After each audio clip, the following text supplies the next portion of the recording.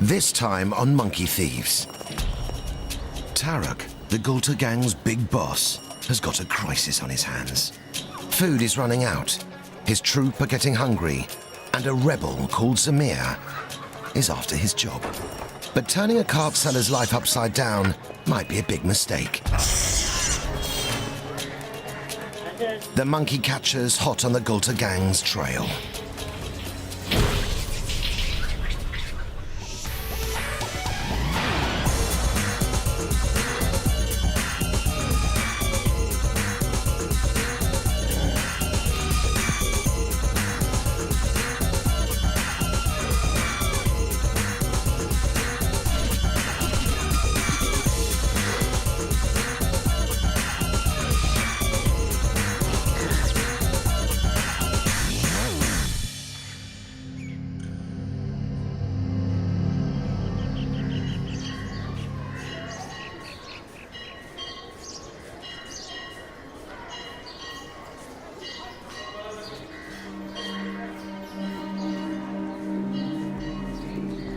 Tarak is finding life at the top can be tough.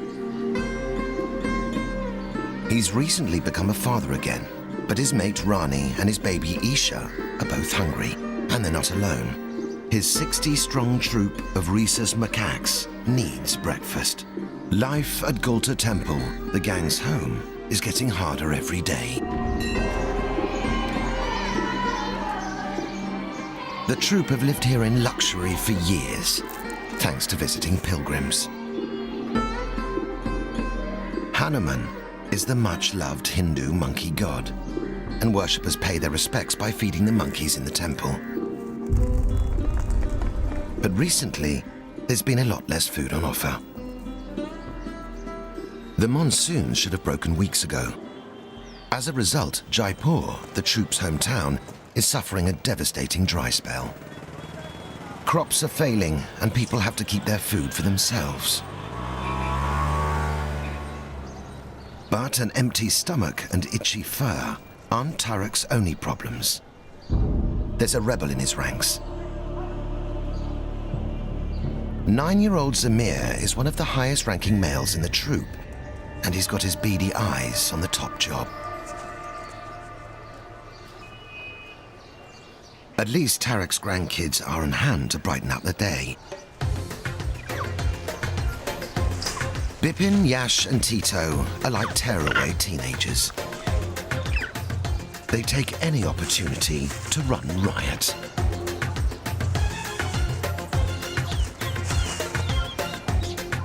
Other youngsters are quick to follow their lead.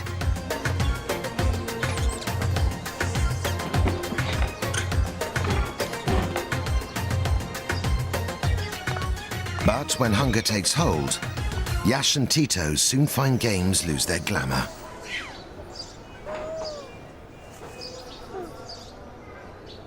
Zamir's lucky to have found an old flower garland. Most diets have taken a big dip.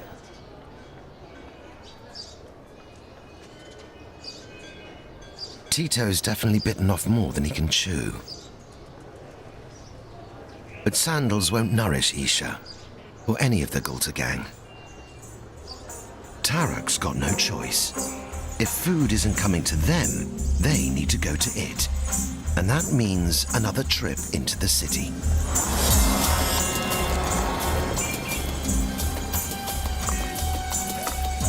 But leaving their home empty could spell disaster. The temple pools are filled by natural springs. During a drought, they're a priceless source of water.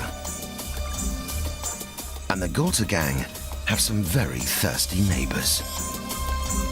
A troop of langur monkeys live in the nearby forest. The pools are a tempting target. This trip to the city could be the gang's riskiest yet.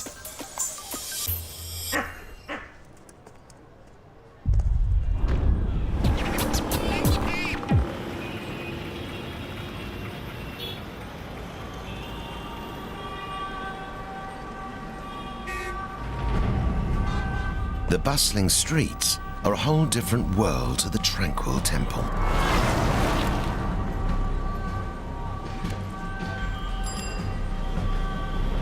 The city is a place of great opportunity, excitement, and danger. Farms might be failing, but for one firm, business is booming. Dana Lal is Jaipur's full-time government monkey catcher, and his work is piling up. People are already at their wits' end because of the drought. Mobs of monkeys stealing food have pushed many residents right over the edge.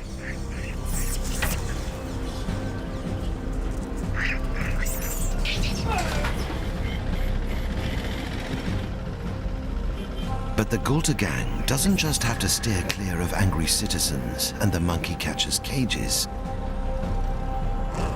There are around 4,000 macaques roaming in the city, and there's little love lost between rival troops. Recently, Tarak fell foul of the toughest gang of all, led by his fearsome rival, Fang. The Galta gang crossed into Fang's territory, the city fruit market, and things turned nasty.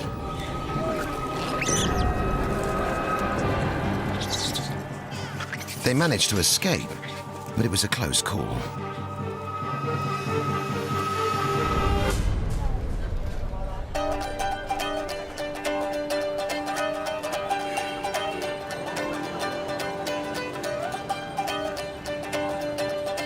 Even in the middle of a crisis, the teens find time to cause chaos.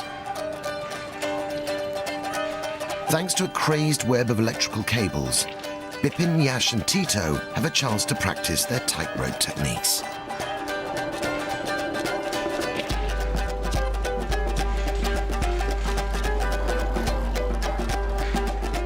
They have to tread carefully. The wires weren't designed to carry passengers.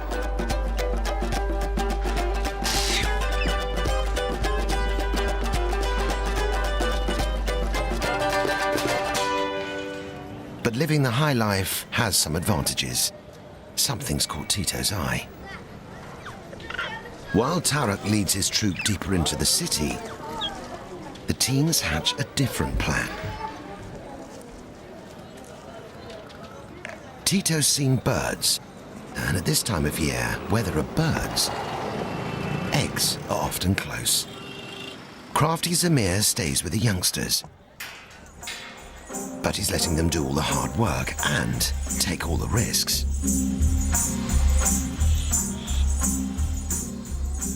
Indian minor birds often pair for life and are seen as symbols of undying love. But some seem keener on fighting.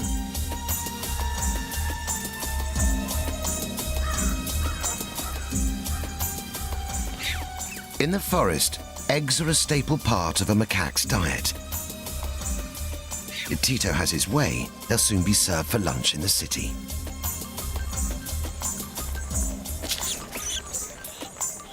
But Zamir can see there's no way past these dive-bombing parents.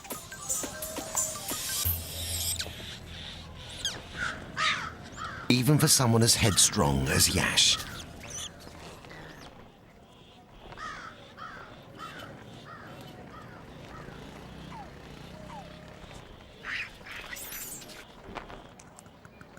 The teens are on Mission Impossible, and Zamir seems to know it.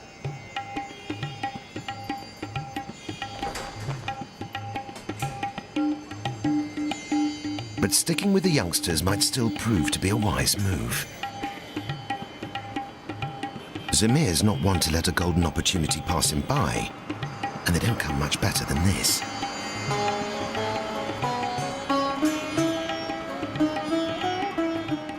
Meals on wheels are heading their way. The Galta gang aren't the only ones who've been forced to change their daily routine. Kailash Sharma has been selling food from his cart for 15 years.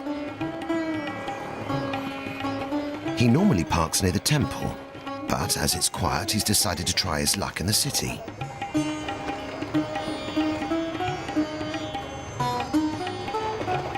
His goods are certainly creating a stir. But unfortunately for Kailash, the customers showing the most interest don't have any money.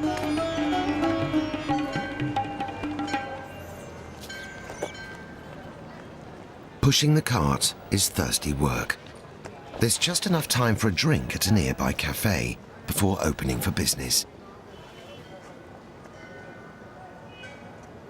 He's wise enough to know he'll need to cover his cart to stop birds stealing his stock. But his security measures definitely don't look monkey-proof.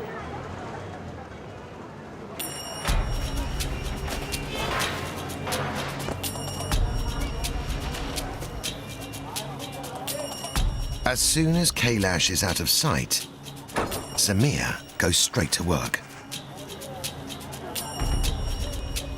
The teens are quick to join him. This looks far better than battling birds.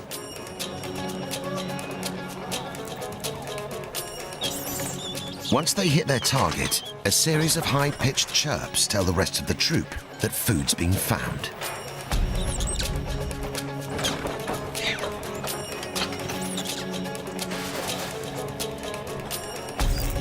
Samir's success won't go unnoticed.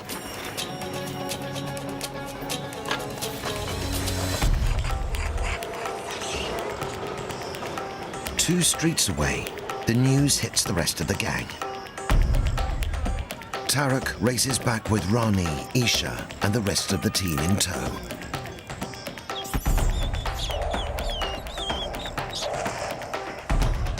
An unmanned cart full of food is much more appealing than facing up to Fang.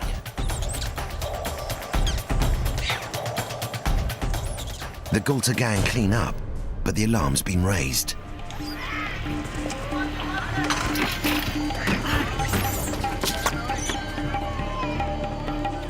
Samir is singled out as the ringleader, but giving chase might prove costly.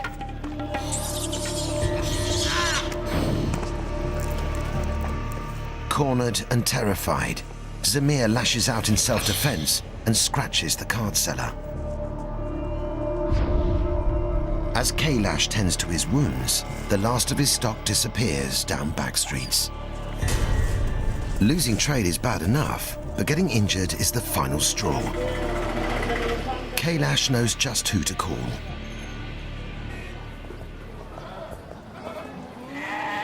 Leading a successful raid may well help Samir's ambitions. If only his plans to eat in peace were going as well.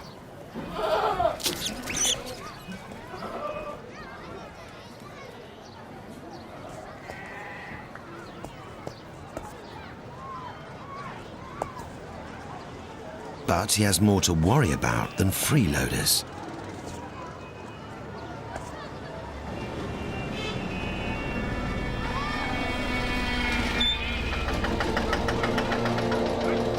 Kailash has good descriptions of the raiders, especially the big male who scratched him. The Galta gang now have a price on their heads. The monkey catcher is on their trail.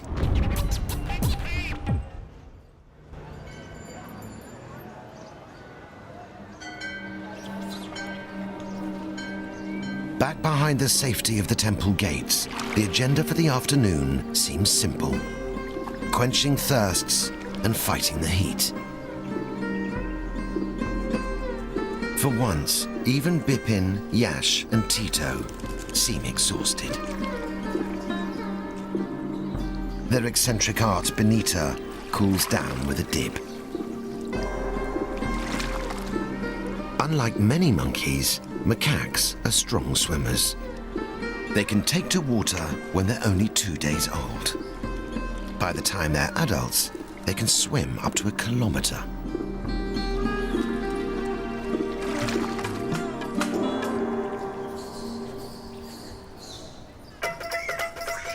Having watched Queen Rani and the others paddle peacefully, the teens are rested and ready for a workout.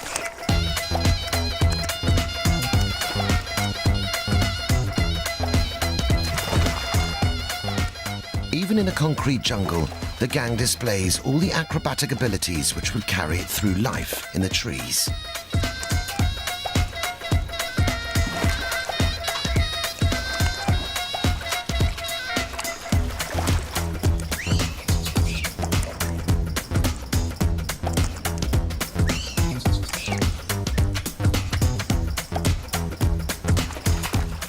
As macaques' eyes face forwards, they can gauge distances precisely and make leaps with pinpoint accuracy.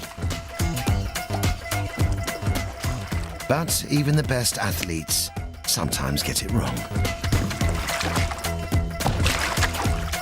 Luckily, because of Yash's age and flexibility, he can bounce straight back. Others aren't always so fortunate. At animal charity Helping Suffering, one of the Galta gang has only recently made it back on his feet. Kavi is the victim of a getaway plan gone badly wrong. After a frantic food raid, Kavi used a high-voltage electricity pylon as an escape route. It was a big mistake. He suffered a huge electric shock, terrible burns on his hands and legs, and had a nasty fall.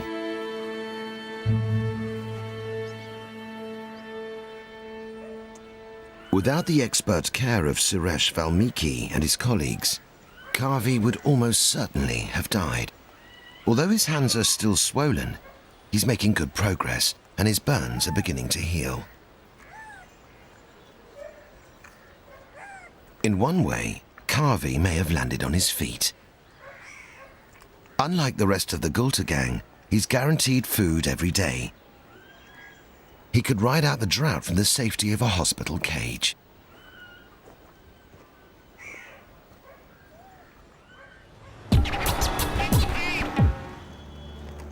Back in the city, a very different kind of cage is coming together. The monkey catcher has swung into action. He has a detailed description of the troop who raided Kailish's cart, and he knows they were close to the temple. With military precision, he's laying a trap.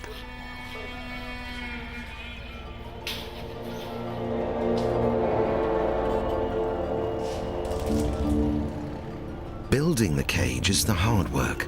Then it's just a matter of waiting for someone to take the bait.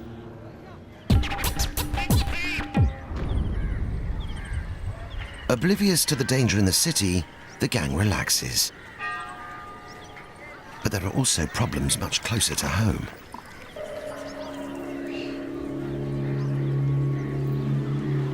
A troop of langur monkeys have surrounded the temple. Unlike the Galta gang, they're not hungry.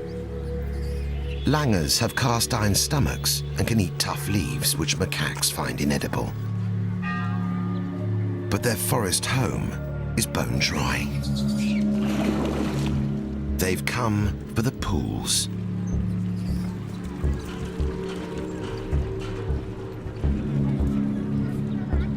Tarak can't see it yet, but his day is about to take a turn for the worse.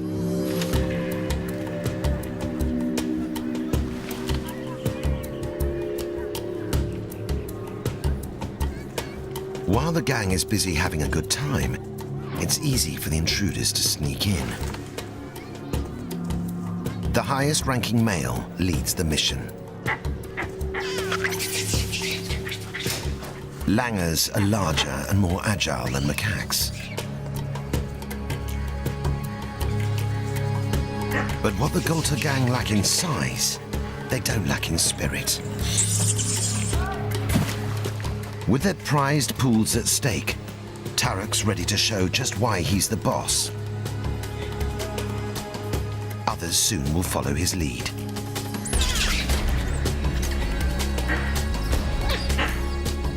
Minor birds might have got the better of the teens, but a bunch of squatters aren't going to. They might be smaller, but macaques are naturally more aggressive than langurs. And the street-hardened Galta gang have numbers on their side. Tarak leads the charge, forcing the intruders to scatter in all directions. The gang chases the last of the invaders right out of the temple and into the streets.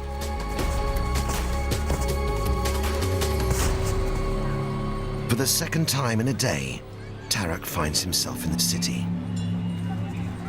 And as he leads the way home, he stays alert. There's every chance the langurs will regroup. But the rest of the troop is giddy with adrenaline.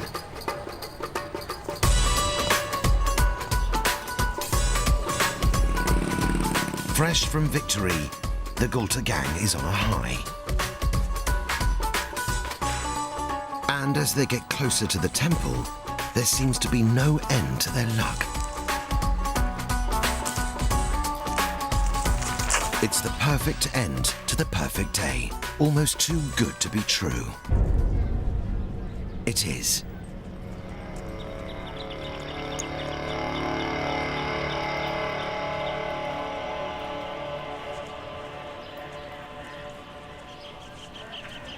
Tarak's cautious, but curiosity gets the better of the teens.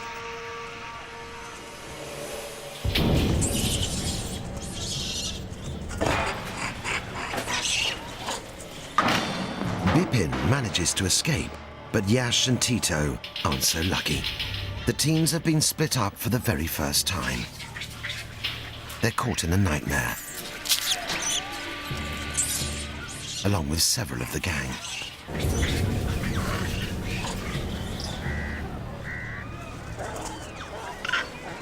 While Tarak stays on the front line, the monkey catcher's real target, Samir, looks out for number one.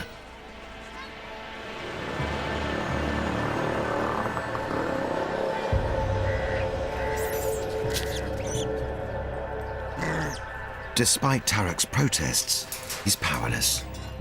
This time he seems to know he's beaten.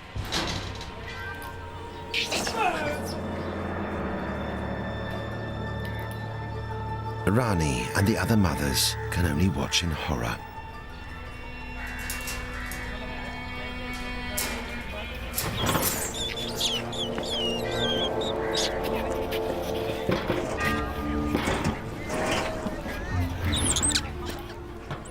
As the captives are placed in smaller cages to be transported, Yash and Tito are terrified. They all are. Their natural instinct is to huddle together in a desperate search for safety.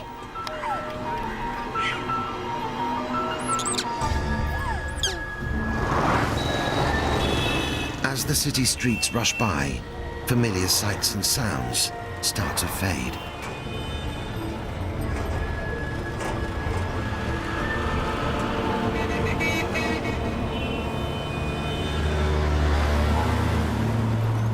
It's a nightmare for the gang. But for Dana Lal, it's been another successful day. The government pays 60 rupees for each monkey he catches. He's certainly making more money than he did in his previous job, collecting wild honey.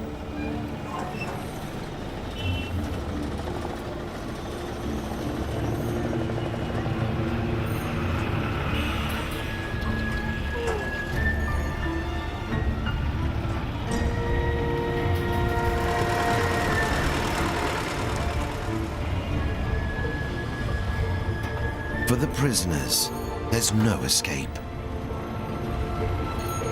The future for Yash and Tito looks bleak. Have they seen the last of Tarak, Rani, and their best friend, Bipin?